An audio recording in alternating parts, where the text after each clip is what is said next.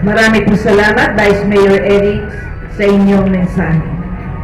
Bayan ng Noveleta, ating ngayong pakinggan ang mensahe ng ating mahal na punong bayan, ang yes na yes serbisyo publiko.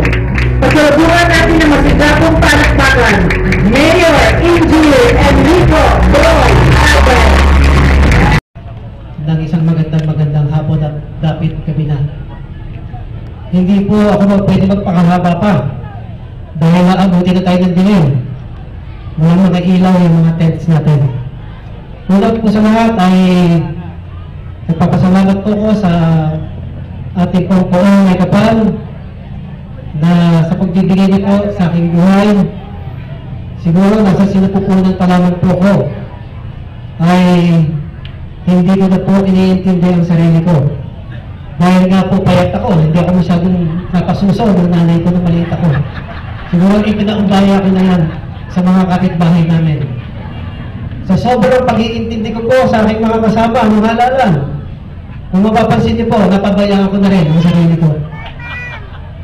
Bukod po sa lumayat at tumunda at nawala ang konting gandang lalaki. Andito naman po sa puso ang katabaan at tunay na pagmamahal sa ating bayan at mga kababayan. Hindi po matatapos ang aking paglilingkod. Sabi po nila si Mayor, 3 taon na lamang. Last term na ni Mayor, hindi na makakatulong sa bayan. Hindi po ang inyong lingkod ay wala pa po ako sa presto. Ako po ay isang engineer pa lamang. Ako po ay tumutulong na sa ating kababayan. At marami na po rin tayong natulungan. At ako po ay nagpapasalamat higit sa lahat sa aking pamilya, sa aking Daddy Dino at si Nanay Renny.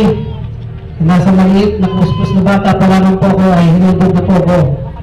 Nananalig sa ating Panginoon at mabuting isang bata. Pinapasalamatan ko po ang aking naging isang may bahay na si Jocelyn Alvarez sa kanyang pangunawa. Minsan po ay hindi na po kami nagkakausap. Minsan po ay busy ako ay hindi na po kami nagkikita. Pero handang pa rin po ang supporting niya sa akin. Pinapasalamatan ko pa rin po ang aking mga anak, si Konkon, si Joy at si Jenjen, na pilit na umuunawa sa kalagayan ng isang lingkod bayan. Salamat Konkon, Joy at Jenjen. Siyempre, ang aking manugang na si Cathy at si Noknok ang aking apo. Salamat sa inyo lahat. At higit sa lahat, kayo po lahat ay pinasasalamatan po namin sa lahat ng partido Magdalo. Nagpapasalamat po tayo kay Conser Baby Chua na nagpahayag na gusto po nating makasama sa hapong ito. Thank you, Baby, sa kanya pong mga magulang. Salamat po sa inyo sa pagtitiwala na makasama po namin si Baby sa paglilingkod po dito sa ating bayan. Ang dinaanan po namin tagumpay ay hindi po ganoong kadali. Araw-araw, pawis, hirap, sa init, sa gutom, ngunit hindi po tayo natapos noon. Nagpakasikap pa po tayo. Nakatapos ang ating pangangampanya at muling ipagkatiwala po sa atin ang pamumuno ng ating bayan.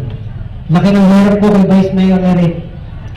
Gusto ko pong manalo si Vice Mayor Eric at pinakikiusap ko po yan sa ating mga kababayan.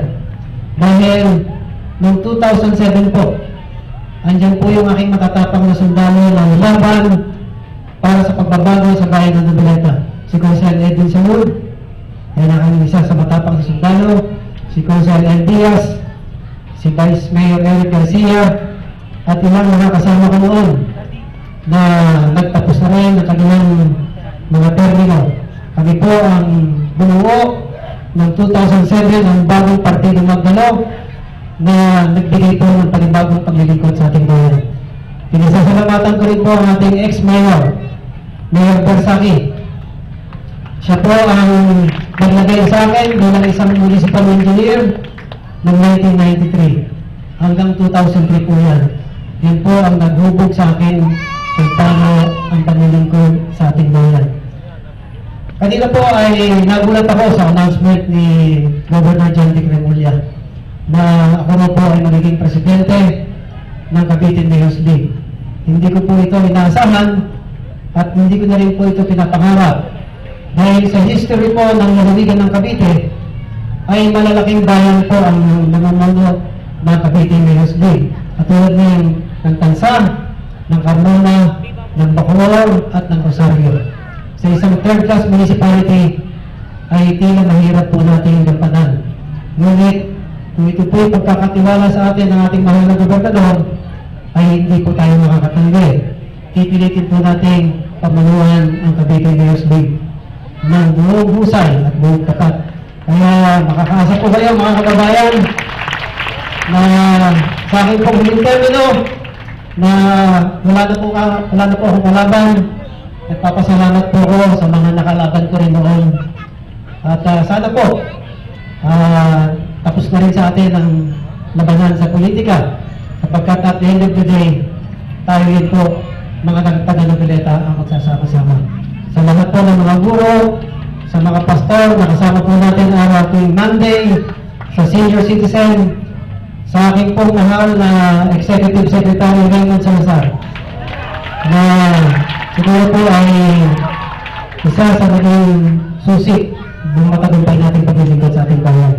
Pinasasalamatan ko po ang lahat ng kawati ng Pangulang Bayan, si Tres Baby Colina, si Ma'am Dora Bulinario, si Ma'am Divine Atienza, si Budget Jojo Reyes, LCR Roel Dorino, Marin Esther Espinelli, si Christy Mendoza na ating SP Secretary. Baka meron pa ako nalimutan. Ating pong masipag at napakatagal na po dito ang ating election, Dr.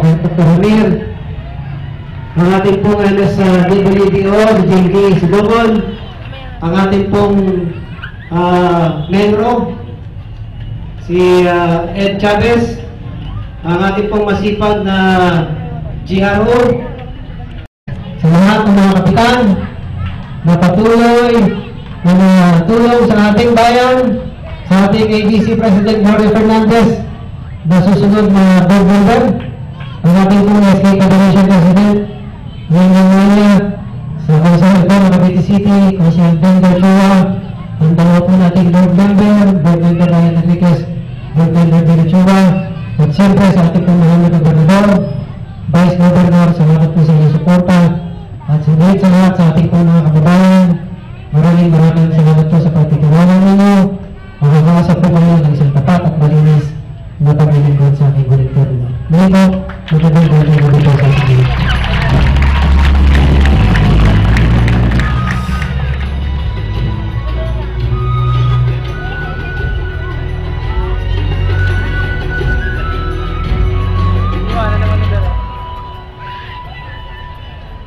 Natapos na ang araw ng pagtatalaga.